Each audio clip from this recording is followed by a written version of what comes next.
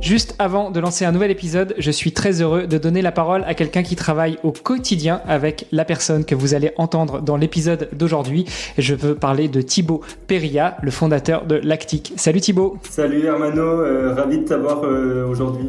Je voulais te donner la parole pour pouvoir parler avec nous de Lactic. Alors dis-nous tout, qu'est-ce que c'est que Lactic ? Alors Lactic, c'est une entreprise qui forme les athlètes de haut niveau et les indépendants du sport, donc les nutritionnistes, les entrepreneurs dans le sport, les coachs physiques, les sophrologues, à créer du contenu donc sur LinkedIn pour générer des opportunités et gagner en notoriété.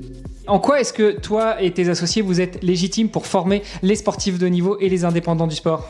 Très simplement, moi en 2021, donc mon frère jumeau Duncan qui est champion de France de marathon, galérait à vivre de son sport, et comme moi je suis freelance en marketing depuis maintenant plus de 5 ans, j'ai décidé de l'aider en fait à trouver des sponsors.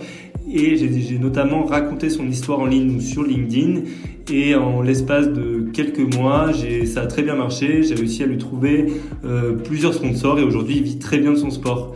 Donc tu nous parles de la formation, tu peux nous parler rapidement de toutes les offres que vous avez chez Lactic ? On propose des formations e-learning pour accompagner les athlètes qui veulent se former tout seuls. On est en train de lancer des bootcamps pour les accompagner individuellement sur 8 semaines, et en plus de ça, on les aide les athlètes à monétiser leur communauté en les formant aussi à créer leurs propres médias comme leur newsletter et la monétiser. Et vous vous adressez aussi aux indépendants du sport, donc ? En fait, on a différencié, on a créé 2 types de formations qui sont spécifiques. Une pour les indépendants du sport, l'objectif de trouver des clients et de générer des opportunités et de gagner en notoriété. Et pour les athlètes de niveau, la spécificité, c'est de trouver des sponsors et de développer une communauté. Où est-ce qu'on peut retrouver Lactic si on veut en savoir plus sur vos offres ? Tout simplement sur le site web, donc sur lactic.fr. Sinon, vous pouvez aussi nous trouver directement sur LinkedIn, sur mon profil Thibaut Périllat, sur la page Lactic, ou encore sur le profil de mon associé Pauline Lacroix. Super. Eh ben écoute Thibaut, merci pour ces précisions. Chères auditrices, chers auditeurs, vous allez pouvoir juger de la pertinence de la prise de parole de l'athlète qui est chez Lactic que vous allez entendre aujourd'hui. Et puis n'oubliez pas d'aller sur ses réseaux sociaux pour pouvoir le suivre, l'encourager et puis voir justement le résultat du travail effectué avec Thibaut. Allez, c'est parti. Je vous laisse pour l'épisode du jour. Dis papa, ils font quoi les sportifs quand ils sont pas sur le terrain ? Eh ben croyez-moi, quand votre fils vous pose cette question, ça fait réfléchir. Surtout quand on sait que pas mal d'entre eux jonglent avec un ou plusieurs jobs pour pouvoir joindre les deux bouts. Et j'ai réalisé que beaucoup d'entre nous se posent la même question. C'est pour ça qu'il y a quelques années, j'ai décidé de lancer le podcast Dans les vestiaires pour plonger dans cette double vie. Parce que derrière chaque athlète, il y a une histoire et parfois un autre métier. À peu près au même moment, j'ai rejoint ePlayer, un cabinet de recrutement spécialisé dans les recherches critiques.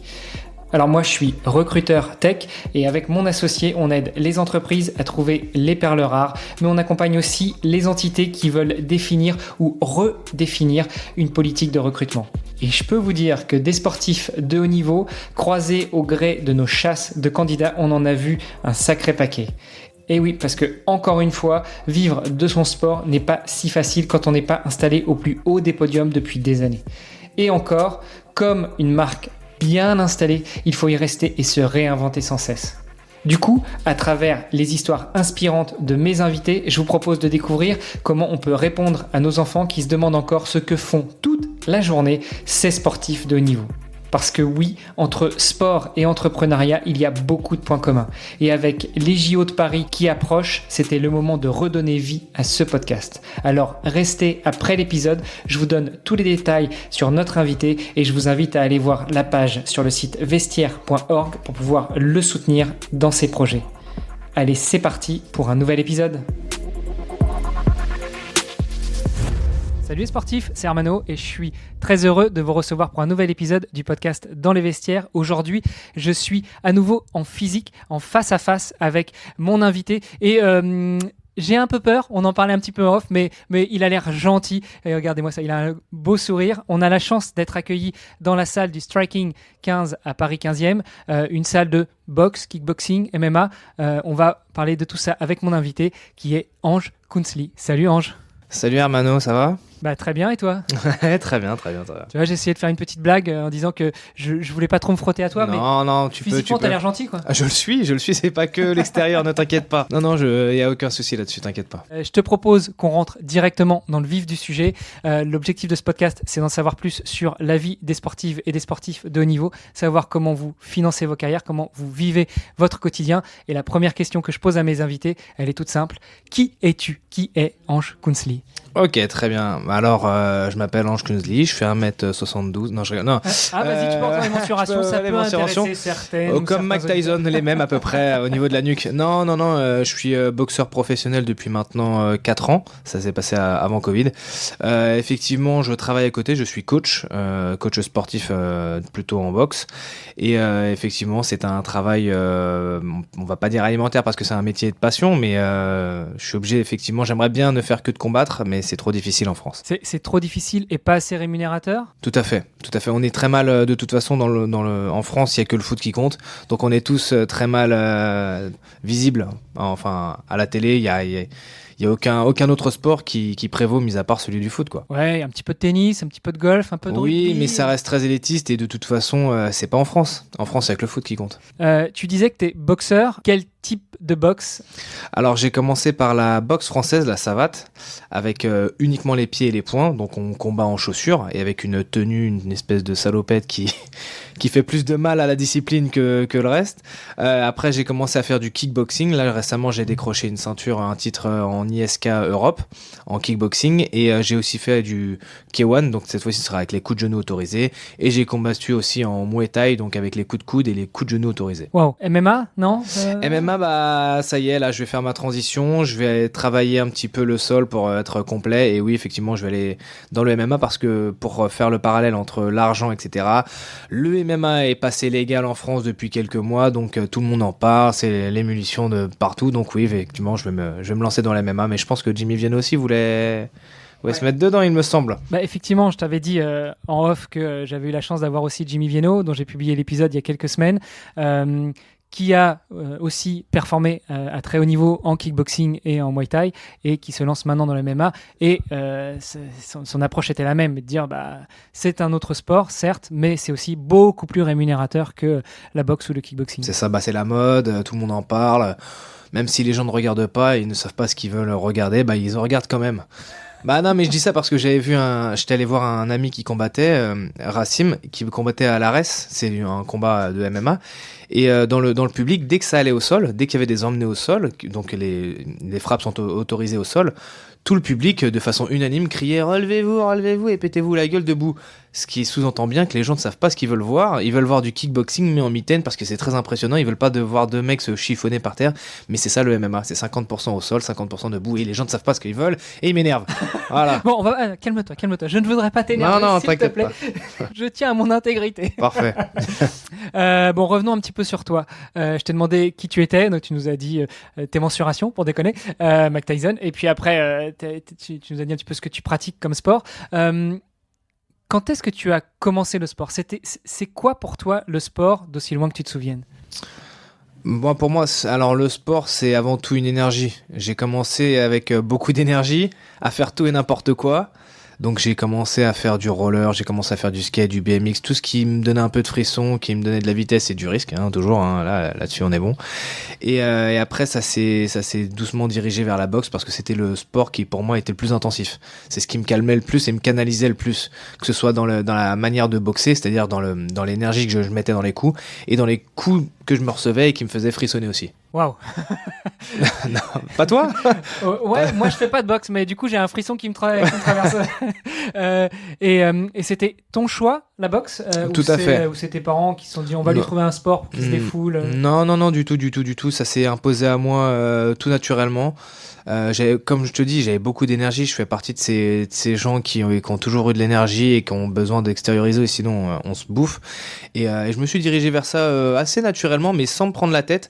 Tous mes potes, pendant la crise d'ado, tout le monde voulait être boxeur, tout le monde voulait montrer qu'ils en avaient dans le caleçon. Donc du coup, je me suis mis tranquillement à la boxe et j'y ai pris goût en fait. Je me suis accroché dedans et j'ai tout de suite compris que c'était pour moi et que c'était là où que j'allais performer. Et comment est-ce qu'on progresse à ce moment-là quand tu commences la boxe, quand tu commences notamment la savate? Combien de temps ça prend? Quels sont tes objectifs? Est-ce que tu nourris déjà des objectifs très tôt? Est-ce que tu les affiches très tôt? Est-ce que tu restes humble? Alors je sais qu'il y a beaucoup de questions, c'est ma spécialité, mais c'est un petit peu pour t'aider, t'orienter. Bien sûr, bien sûr. Alors, pour ma part, au début, je me suis tout de suite dit ce que j'étais bon dedans. Pas dans le sens où j'étais le meilleur, mais dans le sens où moi, personnellement, j'appréciais ce que je faisais. Je voulais en avoir plus, en savoir plus, en comprendre plus. Et assez tôt, en fait, après, c'est la salle de boxe. Surtout que j'étais en banlieue, donc tout le monde veut se frotter, tout le monde veut se tabasser, se mettre KO, etc. Et plusieurs fois, mais dans les premières années, enfin, même les premiers cours, tout le monde voulait me tabasser, me mettre KO. Du coup, j'ai commencé à tourner et très vite, j'ai vu que j'étais bon, que je pétais des nez, que ça fonctionnait, qu'il y avait des KO. Et du coup, je me suis mis dedans à fond, quoi. Ça m'a appelé. J'ai senti qu'il y avait quelque chose à faire. Et donc, du coup, j'ai voulu. En fait, c'est de mon fait. J'ai voulu être bon. Je me suis pas dit que j'allais être bon. Je me suis dit que je veux être bon. C'est ça. Alors, pourquoi vouloir être bon? Pour être au-dessus du lot, au-dessus des autres, pour péter la gueule des gens. Être sûr de moi et de... Non, bonne question. Alors, peut-être un mix des deux, hein. Peut-être un mix des deux entre je lui pète la gueule et je suis bon. Non, mais en fait, comme je disais, j'aimais ce que je faisais de moi et j'aimais ce que je faisais ressentir aux autres, de la douleur. Et c'est pas qu'une question d'image, c'est aussi... Non, du tout. Je pense que c'est avant. Et c'est là, je pense qu'il y a des mauvais et des bons boxeurs. Je pense que c'est là aussi où on sent qu'il y a des mauvais boxeurs quand ils sont axés que sur eux et pas sur son partenaire ou adversaire. Bon, et c'est comme il y a des bons chasseurs et des mauvais chasseurs. Exactement, tout à fait. Le bon chasseur, il se reconnaît parce qu'il est... Voilà. Combien de temps de savate, du coup, avant de switcher vers autre chose? J'en ai fait peut-être une bonne dizaine d'années et après j'ai switché. En fait, j'ai commencé très vite à combattre en savate. J'ai fait quelques combats en kick, en K1 et il y avait grâce à la boxe française qui n'est pas reconnue comme un sport professionnel, on a le statut d'athlète de haut niveau. Donc on voulait absolument avoir ce statut pour pouvoir profiter de tous les avantages qui en découlent, quoi. Alors, on va revenir sur ces avantages. Oui. J'imagine que quand tu as le statut de sportif de haut niveau, c'est bingo, tu touches des millions. Absolument pas, mais tout à fait.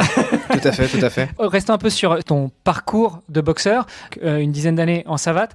Quel est le déclic, le switch qui te fait passer à autre chose, à un autre sport, à une autre pratique, même si ça reste du sport de combat? Alors, déjà, c'est uniquement pour le fait d'aller dans d'autres disciplines, c'est le plaisir, en fait, de découvrir d'autres choses qu'on ne connaît pas. Et à côté de ça, c'est aussi le cercle qui est assez fermé de la boxe française. Les adversaires, je dois les rencontrer minimum 3 fois, quoi, les mecs. Il y a un moment donné, j'en peux plus. Non, mais c'est vrai, on s'est rencontrés 3 fois, c'est bon. Faut aller voir d'autres horizons. Et du coup, donc, je suis allé très vite en kick, en K1 et en savate pro aussi. Est-ce qu'il y avait une question aussi, un petit peu comme ce switch vers le MMA dont on parlait tout à l'heure, de aller chercher une discipline un peu plus rémunératrice? Tout à fait. Si, bien sûr. La savate est très mal. Pendant un temps, il y avait eu l'âge d'or de la savate, c'était dans les années 90, où c'était vraiment le best, ça passait sur le canal, tout le monde s'était enseigné dans les lycées, tout le monde à un moment donné en universitaire a fait de la savate, ceci, cela, et ça passait au niveau national. Maintenant, il n'y a plus du tout ça. Ce qu'on voit, c'est l'ORI, c'est l'infusion, c'est le MMA, l'UFC. Donc oui, effectivement. Et à un moment donné, je savais, moi et mes entraîneurs, qu'à un moment donné, on allait devoir dévier, quoi. Si je voulais en vivre, et puisque j'étais bon et que ça marchait pour moi, effectivement, si je voulais ne faire que ça, il fallait que je transitionne.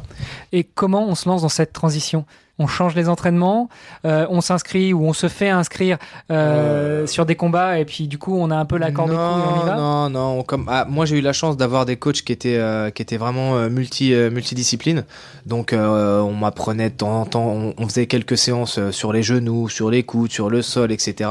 Mais c'est de moi-même où je suis allé dans d'autres salles de jiu-jitsu, de grappling, où je faisais uniquement du sol et après je revenais sur le pied-point et ainsi de suite. Comment est-ce qu'on se dit, à ce moment-là, je vais aller sur une autre discipline, sur une variante de la discipline, pour essayer d'en vivre? Quelle a été ta stratégie, justement, pour commencer à en vivre? Tu me disais tout à l'heure que, à côté de la pratique de ton sport de haut niveau, tu es coach pour pouvoir Manger, quelque part. Manger, Et voilà, ne pas mourir, ouais. acheter des épinards et mettre du beurre dans les épinards. Et surtout un sportif de haut niveau, qu'est-ce que ça bouffe? Ouais, malheureusement. Ouais. Mais quelle a été ta stratégie justement au moment où j'imagine t'arrêtes tes études et tu te dis allez, maintenant je me mets dans le sport et il faut que j'en vive, donc comment je fais? Il n'y a pas de stratégie en fait. Non, il n'y a pas vraiment de stratégie, c'est assez nébuleux, c'est assez compliqué, surtout en boxe, parce que on n'est pas du tout sur le format américain, où c'est super galvaudé, il y a tout un tas de personnes derrière soi, c'est vraiment nébuleux, il n'y a vraiment pas grand chose. On y va comme on est Je sais venu. pas, Quoi. je comprends pas. Moi, tu me parles de boxe, je vois Rocky, je vois non, le ça mec qui n'existe- s'entraîne un peu dans sa salle. j'entends, mais- excuse-moi, hein, c'est de ma faute. Non, c'est en fait comme il y a pas de De structure. il y a pas de structure, il y a pas de le professionnel, personne ne nous paye pour nos entraînements. C'est-à-dire que c'est au combat qu'on est rémunéré. Et qui nous fait les combats, ce sont les organisateurs. Si pendant 5 mois, il n'y a aucun organisateur qui nous veut sur sa carte, sur son gala, bah pendant 5 mois, on boxe pas, quoi. Donc pendant 5 mois, il n'y a pas d'argent qui tombe. Et alors, comment est-ce qu'on fait pour se faire connaître, reconnaître, repérer par les organisateurs? Parce que Bah comme alors, tu le dis, pas de combat, pas d'argent, mais comment on fait pour aller sur un combat? J'imagine que Pas de palais, tu décroches pas pas de ton téléphone et puis tu dis hey, salut, Ouais, moi je suis boxeur, je peux venir? Exactement, ouais. Bah, normalement, c'est au coach de faire ce travail-là, mais une fois de plus, est-ce que les coachs ont les contacts? Est-ce que les organisateurs veulent de ce combattant-là? Le vrai point qui va marquer les esprits là, en 2024, aujourd'hui, c'est une fois de plus le fric, et ça va être le nombre de personnes qu'on ramène sur les galas. C'est-à-dire que si là, je suis le boxeur le plus nul au monde, mais je ramène 500 1000 personnes sur un combat, et bah tout le monde va me vouloir. C'est d'ailleurs pour ça qu'il y a plein de petites stars de télé-réalité, de YouTube, de je sais pas quoi, qui sont sur des événements grandioses et qui ramènent tout un tas de personnes parce qu'ils font des entrées. Et si on a le meilleur des boxeurs qui met que des KO mais qui est pas connu, et ben on n'en voudra pas en fait, tout simplement. Ouais, dans une certaine limite. J'imagine que, comme tu disais tout à l'heure, les gens ne savent pas vraiment ce qu'ils veulent voir, mais C'est ce qu'ils ça. veulent voir, c'est de la baston. Donc finalement, C'est ça. amener le meilleur des boxeurs juste pour qu'il aille mettre KO la star de télé-réalité, ça peut être un pari gagnant. Oui et non, parce que alors pour mettre KO le mec de la télé-réalité, oui, mais pour mettre KO un autre boxeur qui est très très bon, pourquoi il prendrait ce risque? Et ouais, c'est là le problème, elle est là la problématique. C'est que même si le boxeur veut affronter le meilleur des meilleurs mais qu'il n'est pas connu, bah pourquoi je l'affronterais en fait? Ouais. Et c'est là toute la problématique de la boxe et du fait que ce soit pas si bien géré que ça, quoi. Alors, si je ne m'abuse, il y a une fédération française de boxe. Tout à fait. Il y a aussi une fédération internationale. Au milieu, il y a la fédération européenne. Qu'est-ce qui fait que on choisit de s'orienter plutôt vers le kickboxing, vers le MMA, plutôt que vers le noble art et la boxe pour être encadré par la Fédé, peut-être aller au JO, peut-être faire des championnats du monde? Bah, ça va être les attentes, c'est ça, ouais. Mais après, ça va être au-delà de la passion qui est que je préfère moi mettre des coups de pied dans la tronche des gens. Non, mais c'est pas que pour courir ou marcher. Ouais, Tu devrais essayer, Armando, c'est pas que pour courir. ouais, ça. écoute, j'essaierai peut-être, ouais. Tu peux courir et hop, d'un coup tu mets un petit shoot dans un quelqu'un, hop, après tu recours derrière, c'est plutôt sympathique. C'est aussi les attentes du boxeur, c'est-à-dire que comme t'as dit, s'il veut faire les JO, il y aura que le noble art. Fin de l'histoire. Il y aura le taekwondo, mais bon, là, ce sera même pas du pied-point, etc. Il y aura le karaté, mais une fois de plus, c'est autre chose. Donc, assez compliqué. Et c'est plutôt au boxeur de savoir ce qu'il veut dans le futur, plutôt que l'inverse. Et la fédération française, est-ce qu'elle intervient aussi pour faire grandir, évoluer des sportifs comme toi, qui commencent par la savate, qui se cherchent un peu, et après qui passent sur une autre discipline? Absolument pas. D'accord. Tu as besoin de plus d'explications? Non, c'est très bien. Non, mais restons un peu là-dessus. Tout à l'heure, tu nous disais qu'il n'y a pas de statut de boxeur professionnel. Vous n'êtes pas payé pour combattre. Enfin, vous n'êtes pas payé pour vous entraîner. Vous êtes payé au combat. J'imagine qu'en plus, tu as une prime au vainqueur. Ça dépend. Ouais, ça dépend. Non, c'est pas du tout. C'est ce que je te dis, c'est que on se fait beaucoup d'idées avec Internet, avec les États-Unis, avec tout ce qu'on entend à droite à gauche. C'est pas des millions. Les bonus sont rares et quand ils sont, il y en a pas toujours. Hein. La plupart de mes combats, il y avait pas de prime à la victoire, ni au KO, ni quoi aux caisses. Bon, et comment on vit dans ces cas-là? Parce que ok, t'es coach, tu nous dis que c'est pas des millions. Est-ce que tu peux nous dire, je sais pas, ton plus beau combat en termes de revenus, ça représente quoi? Alors, juste sur le montant. Après, je mettrai un disclaimer justement sur ce que tu peux faire de cet argent, mais sur le montant, un gros combat, ça représente quoi? Alors, en pied-point, bah là, ça va être simple. Alors, c'est mal vu de parler d'argent parce qu'en plus, on sait pas où est-ce que ça va aller. Mais en pied-point, ça va jamais très haut. Le plus beau, ça va être 4000. Et avec les primes et tout, voilà, ça peut monter à 5 et grand max, quoi. Donc maintenant, c'est moi qui fais mon disclaimer. 5, on enlève dessus les impôts, les taxes, les frais d'entraînement, la prime que tu donnes éventuellement au coach. Et au final, il te reste 200 balles pour manger. C'est ça. Et on s'est entraîné 2 mois avant. C'est ça. Donc c'est pas oh non, ça va pour ça on me le fait beaucoup ça. Oh, ça va pour 5 minutes dans le ring.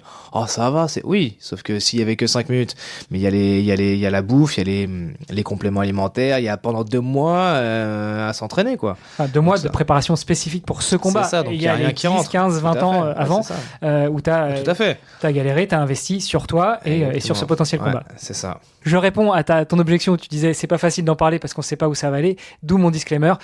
Soyons réalistes, c'est pas parce que tu m'annoncerais même 20 000 balles, je te dirais ok, bien, mais ton entraîneur, tu le payes combien? Ton abonnement à la salle, tu payes combien? Tes compléments alimentaires, tu les payes combien?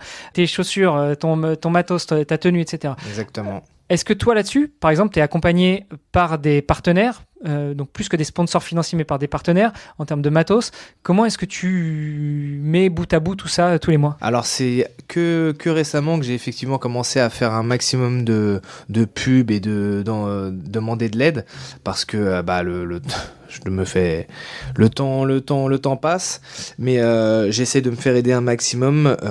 Pendant un temps j'ai eu du mécénat. Ce qui est bien, mais ce qui est assez compliqué à mettre en place. Les sponsors seraient l'idéal. Malheureusement, tout le monde est frileux. Le sport en France, tout le monde s'en fout. Personne n'en a rien à péter du sport. Et c'est très compliqué, ouais. C'est très compliqué de mettre tout ça. J'ai essayé un maximum, hein. Decathlon m'aide un petit peu. On a un partenariat. Ils m'envoient, dès que je demande des nouveaux équipements, ils m'envoient leur dotation. Maintenant, ça reste compliqué et ponctuel. Quel est ton avenir ? Justement. Alors, au-delà d'aller faire du combat et de péter la tronche de tes adversaires, on aura bien compris que c'est ce que tu aimes bien. Tout à fait. Non, mais d'un point de vue préparation de l'avenir, d'un point de vue financier, comment est-ce que tu te vois dans 5 ans ? Est-ce que c'est viable ? Est-ce que c'est pérenne, une situation pareille ? Alors, c'est assez compliqué. Je me projette pas trop parce que je sais pas de quoi demain est fait, d'autant plus dans un métier à risque comme le mien. Mais non, je sais pas. On revient un petit peu sur le statut de sportif de haut niveau dont tu parlais tout à l'heure. Donc, vous n'êtes pas payé pour vous entraîner uniquement au combat, mais vous allez quand même chercher ce statut de sportif de haut niveau. Qu'est-ce que ça t'apporte, notamment dans la savate ou dans le kickboxing, en France, d'être sportif de haut niveau ? Ce qui est le plus cool dans le statut d'athlète de haut niveau, c'est que si on a un partenaire, si on travaille si on a un travail, comment on dit ? Avec le pays, avec l'État, RATP, etc. On a des aménagements d'horaires de travail et tout ce qui s'ensuit. Donc ça, c'est vraiment. Mais bon, faut avoir déjà un pied dans le taf. L'administration. Ouais, c'est ça, ouais. Bon, et en dehors de ça, est-ce que ça te permet de toucher des aides, des primes, des subventions ? Est-ce que ça te permet certains passe-droits ? Est-ce que Il y a eu certains passe-droits pendant toute la période du Covid, j'ai pu m'entraîner où ce que je voulais, quand je voulais, etc. Mais sinon, ça va pas chercher très loin. Et c'est surtout ce que je disais, c'est que si on a un travail qui est style RATP ou qui est dans l'État, là on a des avantages. Ce que je n'ai pas eu. Ce qu'on peut peut-être avoir aussi en intégrant une entreprise privée d'une certaine taille avec ces fameuses CIP, les conventions d'insertion professionnelle, pour les sportifs de niveau, pour les étudiants aussi dans un premier temps, mais non. Non, j'ai rien eu de tout ça. J'ai rien eu de tout ça, donc je ne saurais te dire. Les prochaines échéances, à l'heure actuelle, tu prépares des combats Je vais aller combattre en Thaïlande. Donc ça va être la première des choses. Et dès que j'ai fini de combattre, je rentre et je vais faire du MMA. Et j'évolue actuellement à l'US Metro. C'est une très belle salle de MMA avec plein de combattants très connus. Et ils m'entraînent très très bien. J'aimerais bien combattre assez vite en MMA. Ouais. Donc tu as un pied à l'US Metro et un pied ici au Striking 15 ? Tout à fait. En fait, l'US Metro, ça va être pour m'apprendre, on va dire. Et le Striking, ça va être pour rester sur mes qualités. Comme ça, j'oublie pas ce que je sais faire et j'en apprends des nouvelles. Pourquoi la Thaïlande ? Il fait chaud. Il fait chaud. Mais là, on est au chaud, là. Fait chaud, la bouffe est à 3 €. Non, là, Non, c'est pour le plaisir. Là-bas, on peut combattre assez facilement. C'est le pays de la boxe thaïlandaise. Donc bon. Tu pars combien de temps là-bas ? Je vais partir 4 semaines. Je vais m'entraîner tous les jours, 1 à 2 fois par jour. Je combattrai là-bas et puis après je reviens, je serai en pleine forme. Ouais, tu vas te faire ton petit week-end choc et puis Exactement. après, quand tu reviens, il va commencer normalement à faire un petit peu plus doux. Et tu vas pouvoir attaquer cette transition. Ce qui serait bien, c'est que vous preniez toute la flotte sur la tronche, avec tout le froid possible, pendant que moi je suis au soleil et après on échange. Ouais, ça me va ça. Donc en fait, tu pars avec le soleil et tu reviens avec le soleil. En tant que moi-même fils du soleil, en tant que roux, je me sens proche. T'entames ta transition vers le MMA. L'objectif, c'est de partir sur des combats de MMA déjà dès cette année en 2024. Ça serait magnifique, ouais. C'est vraiment ce que je veux. Donc pas de JO pour toi ? Non. Et puis les JO, malheureusement, j'ai été invité récemment par la Française des Jeux pour des interventions pour les athlètes qui ont fait les JO et qui étaient en reconversion. Waouh, c'était l'apocalypse. Mais ça m'a foutu le cafard. Non, c'était pas possible. Enfin, c'était très bien organisé, tout était bien, hein, mais le discours d'après JO, c'est l'enfer. Parce que déjà, ça tombe qu'une fois. Il faut performer vraiment très très haut pour être connu. Il faut prendre tout ce qu'on peut le plus rapidement possible parce que sinon après il n'y a plus rien. Et c'est pas rémunéré, hein, les JO. Il n'y a rien pour les boxeurs, enfin pour les athlètes. Les JO, c'est très spécial. C'est très très spécial. Faut vite changer. Déjà, faut gagner. Faut aller tout en haut et il faut vite changer de voie parce que sinon c'est une impasse. C'est une impasse et comme je disais, tous les anciens athlètes des JO qui racontaient leur expérience. Très compliqué. Pour moi qui étais encore dans le circuit, j'avais pas envie je vais partir le plus loin possible. Alors tout à l'heure en off, on en parlait. J'ai eu l'occasion de rencontrer les fondateurs de Aubaine ce matin. Chez Aubaine, il y a une autre sportive que j'ai pu interviewer, qui est Mathilde Pétriot, qui elle est en lice pour se sélectionner pour les Jeux Olympiques en tant que gardienne de l'équipe de France de hockey sur gazon. Et effectivement, elle disait là cette année, on arrive à peu près à financer notre carrière, mais à partir du mois d'août, à la fin des JO.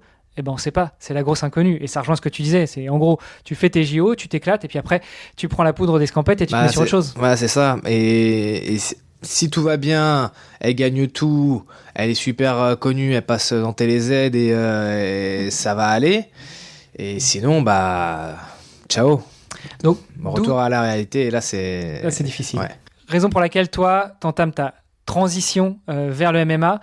Une reconversion qui est prévue après, dans quelques années. Est-ce que tu te projettes déjà un petit peu là-dessus, sans véritablement te projeter, pour reprendre la question que je te posais tout à l'heure sur l'avenir à court terme, mais sur le long terme, 5-10 ans, est-ce que tu prépares déjà une reconversion en même temps que tu prépares ta transition ? Alors j'y pense, oui, fatalement. J'essaie de voir un peu plus loin que le bout de mon nez, mais c'est assez complié de se dire que... Surtout un nez qui est bien cassé. Non, c'est toi qui mets des bourre-pifs, c'est pas toi qui le fais. Ouais, ça va, il a été touché. Là, je suis au max. Là, je respire bien, là, pour moi. Là, c'est le top.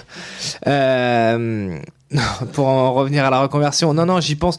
C'est très lointain, mais j'y pense. J'espère. Bien évidemment, je vais pas pouvoir boxer toute ma vie. Je vais pas pouvoir coacher toute ma vie. Donc, je pense, j'ai quelques idées à droite à gauche. Voilà, sans plus, je me le mets dans un coin de ma tête. Faut pas trop non plus que je me concentre là-dessus parce que sinon je vais me dire pourquoi je le fais pas maintenant et pourquoi je me lève tous les matins, je me fais de la douleur, mais bon.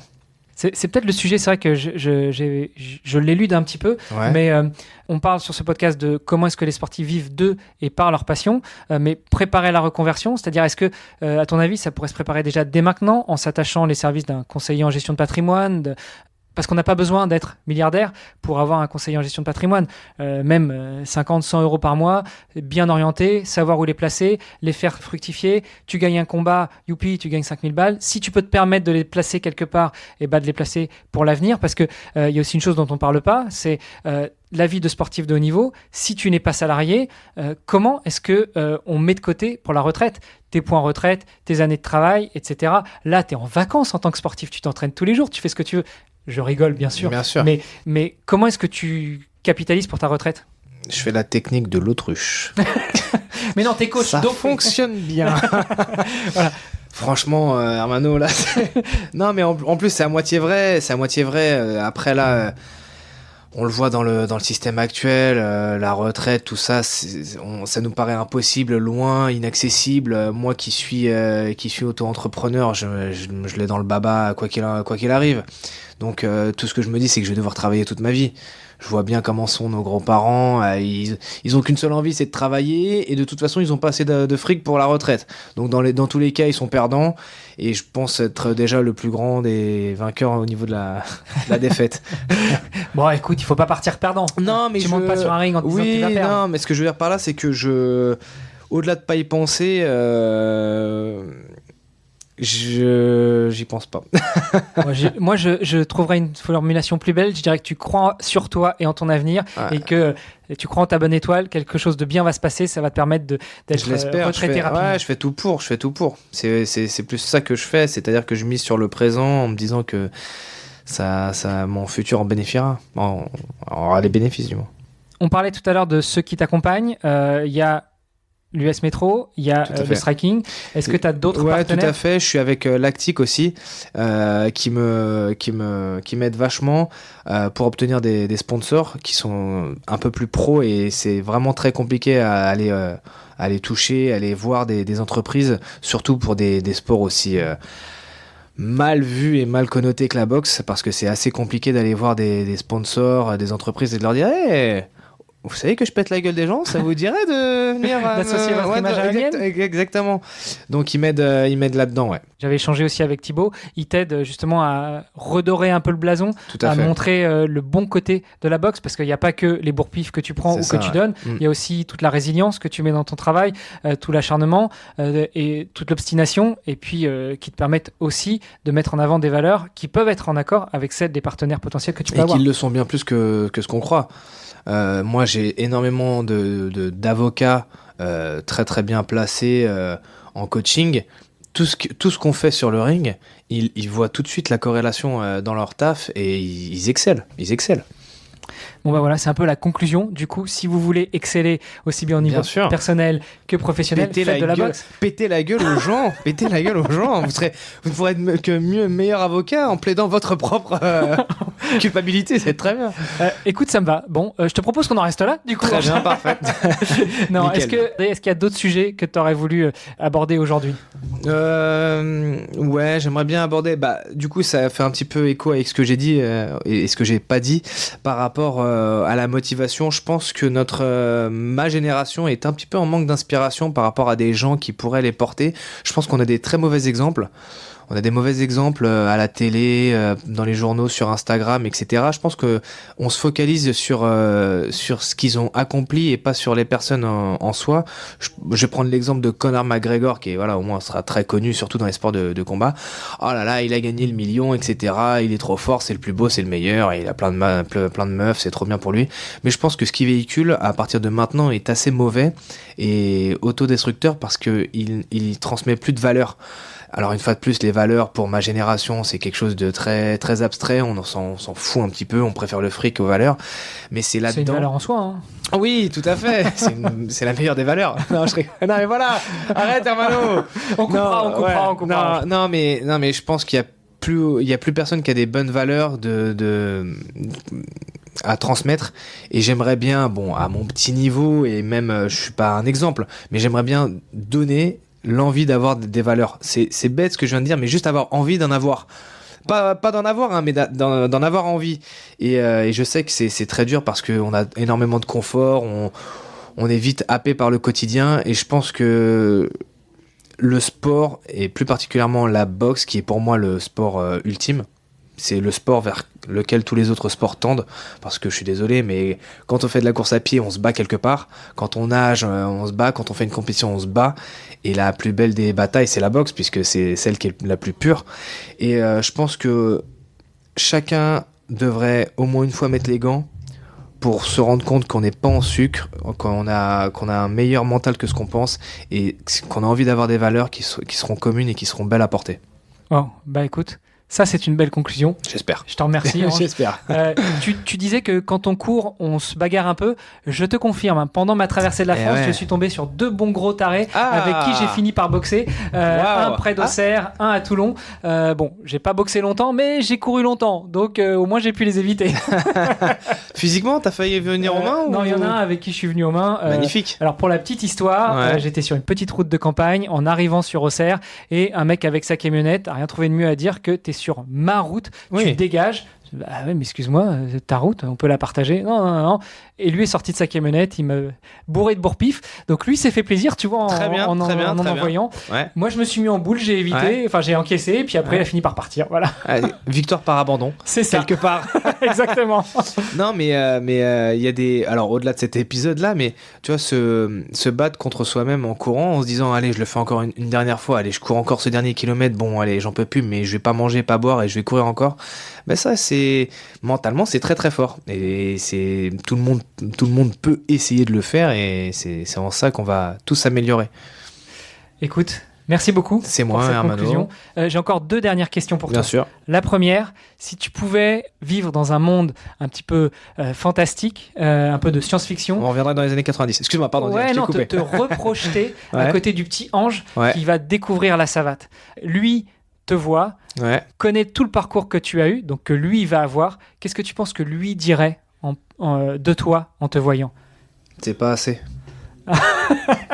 C'est pas assez, fais plus. Ok. Du coup, tu lui répondrais quoi? Je lui dirais, ouais, je sais, c'est dur, mais je suis en train de le faire, là. Je lui dirais que patience. Patience. Je vais en faire plus, je dois en faire plus, et ça va venir petit à petit. C'est moins facile que ce qu'on croit. Ouais, mais c'est plein de motivation encore. Ah, tout à fait, j'ai pas le choix. Ça ou mourir. Et puis dernière question, si on veut justement te suivre, t'accompagner, te soutenir, suivre un petit peu tout ce que tu racontes. J'essaierai d'envoyer mon RIB, tu me dis sur, ça marche. sur les réseaux. Non, mais pour contribuer financièrement, déjà, il y a Aubaine. Tout à fait. Il y a également Lactique, vous pouvez me soutenir là-dessus.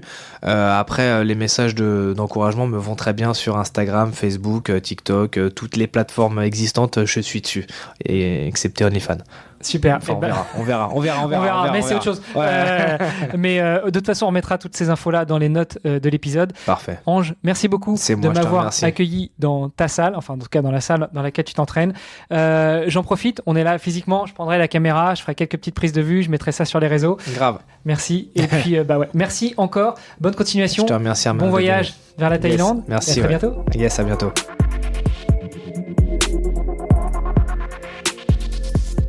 Alors on est tous d'accord, chaque athlète a une histoire unique, tout comme Ange Künzli que vous venez d'entendre sur le podcast. Si son parcours vous a inspiré, eh bien rejoignez-nous sur les réseaux sociaux du podcast pour en discuter. Tous les liens sont dans les notes de l'épisode. Pour en découvrir davantage sur Ange et tous les autres sportifs du podcast et les soutenir dans leurs défis, eh bien visitez le site vestiaire.org. On a besoin de vous, chaque euro compte et 100% des dons sont directement reversés aux athlètes. Le podcast Dans les vestiaires met en lumière ces héros du sport et ils ont besoin de votre soutien. Et le plus simple, c'est de partager leurs histoires pour les aider à briller sur la scène internationale. Et puis comme ça, tout le monde fera un peu partie de cette superbe aventure sportive et philanthropique. Partagez leurs épisodes, ça nous aide et ça les aide surtout eux. Allez, sportez-vous bien, entraînez-vous bien et on se retrouve bientôt pour un nouvel épisode. Salut les sportifs!